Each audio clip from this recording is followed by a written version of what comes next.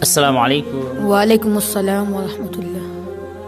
بیٹا آپ کا سوال یہ ہے کہ ابو بکر رضی اللہ عنہ کا انتقال کہاں ہوا؟ مدینہ شریف میں۔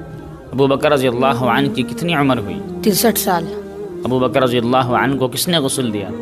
آپ کی بیوی اسماء بنت حمیش رضی اللہ عنہ نے۔ حمیس نہیں، عمیس رضی اللہ عنہ نے۔ عنہ نے۔ ابو بکر رضی اللہ عنہ کی نماز جنازہ کس نے پڑھائی؟ حضرت عمر رضی اللہ عنہ نے۔ ماشاءاللہ۔ ابو بکر رضی اللہ عنہ کو کہاں دفن کیا گیا ہے؟ گنبد خضرا میں حضور صلی اللہ علیہ وسلم کے دائیں جانب میں۔ دائیں جانب۔ دائیں جانب میں۔ ابو بکر رضی اللہ عنہ کو کن لوگوں نے قبر میں اتارا؟ عمر رضی اللہ عنہ، عثمان رضی اللہ عنہ، طلحہ رضی اللہ عنہ اور عبداللہ بن ابی عمر رضی اللہ عنہ۔ ابو بکر رضی اللہ عنہ کے بعد افضل ترین صحابی کون تھے؟ حضرت عمر فاروق رضی اللہ عنہ۔ ماشاءاللہ، بالکل صحیح جواب۔ کیا آپ کو پہلے سے معلوم تھا؟ کمنٹ باکس میں ضرور بتائیے۔ السلام علیکم۔